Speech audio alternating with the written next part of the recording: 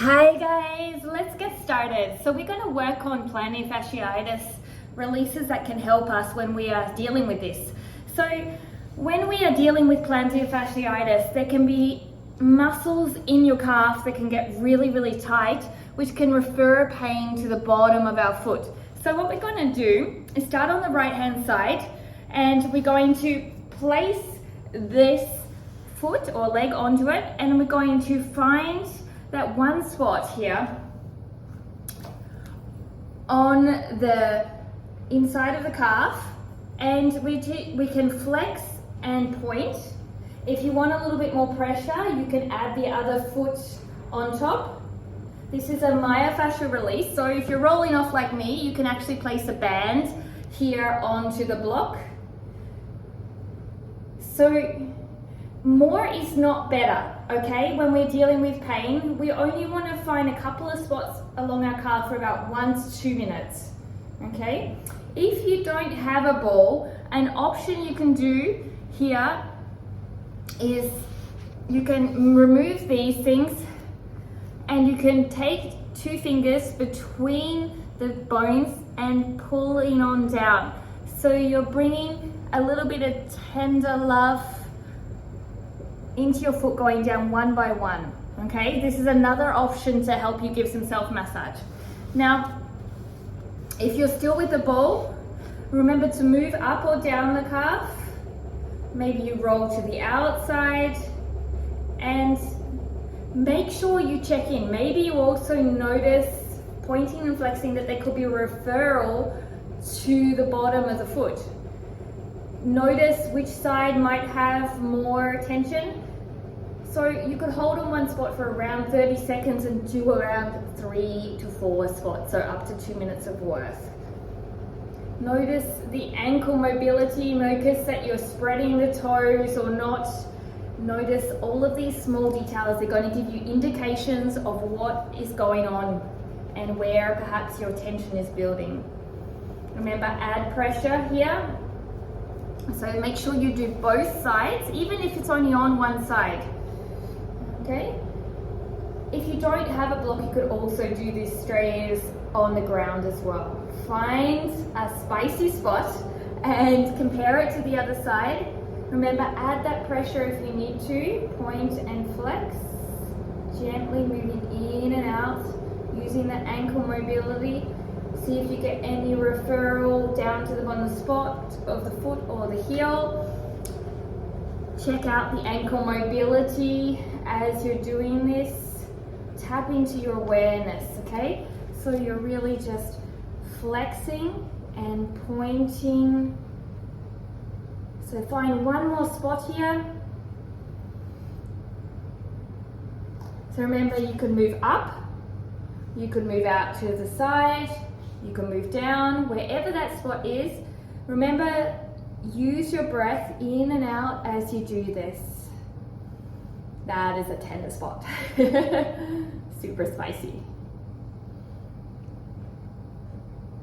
So remember, you need to use your breath to relax into this. If you are all tight, then you're not going to get into the parasympathetic nervous system, and that means that you're not going to relax off at all. It's important to have the nervous system also finding peace as you're doing this release. Otherwise, you're not going to get the benefits. You may actually tighten up. Slowly release and move the stuff off to the side. So from here, we're going to come onto our hands and knees into tabletop position. So I want you to just curl your toes underneath here. And this might be a big enough stretch. I like to just make sure that my little toes are not tucking incorrectly. So from here, pull your ribs up to engage your core. You could stay here and this be enough stretch, or you could start to move back a little bit. So remember, proper shoe wear is important as well. So I untuck these little toes and the toes are curled. You could start here and this could be enough. Make sure your feet are straight. If you have more space, keep your ribs in and exhale and sink back. A nice stretch along the bottom of the foot and then come back. Exhale, sink those hips. Inhale, come back up. So a couple of things you want to look at is make sure your feet don't roll to the inside or outside. You want to make the heels face towards the ceiling. Have a feel and sensation of either one toe is big toe or little toe feels a bit stiffer on one side. Note that. Keep your ribs in, so we don't really want to go into the arch at all. This is a great stretch for the bottom of the foot and really good to do in the morning or before you go running or doing any walking activities. Only take it as far as you can. Use your breath to gently move in and out. Now this last one we're going to hold at the edge, pressing into the palms, sinks the hips back. Nice big breath in and exhale. Breathe all the way out to the sides of your rib cage and out to the front of your body. So it's like a 3D breath. Inhale and exhale. So slowly come up. Last exercise. We're going to bring the left foot in front and we're going to work on some mobility into the ankle. So we're trying to get the knee to come over the toes whilst keeping the heel into the ground. And you're going to tuck the hip underneath as you do that, okay?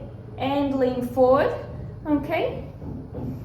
So sneak that knee forward, tuck the hip, and then we're going to bend to the side where the knee is forward and come back up. So keep the glutes on and tuck the hips underneath. And the back leg is pushing into the ground, the front leg is going into the ground. And check if you're like curling the toes, spread them apart if you are. Check your heel is staying down, check your glutes are active, your hips are square, and keep those toes spread. And more mobility in the ankle, strength into the glute, and a nice stretch in the hip that's on the back leg. And then you're doing nice side body tilt. So use your breath to tilt to the side. Inhale up and exhale bend. So it's not a wide stance, so we really want to spread those toes there. See how they're nice and spread? Really think, even if you need to, you spread them with your hands. Now you want to feel a stretch down by Achilles by pushing forward over your knee. You want to tuck the pelvis bone, so the pelvis bone comes up and forward. Your ribs stay in, move forward as much as you can. Don't sickle the back ankle. Elbows are opening up behind you, and then you're going to go to the side and inhale up. Keep the glute active on the back leg. Feel a nice stretch through here. Keep pushing the leg on the ground. Let's do 3 more.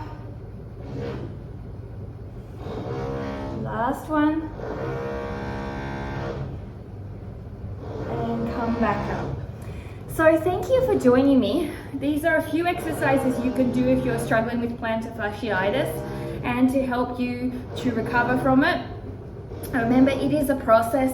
It takes, it doesn't take a day. It takes maybe up to 4 to 6 weeks to really feel the benefits when you're doing exercises consistently. And these are only a few of exercises. There could be other things that you may need, but try consistency is the key.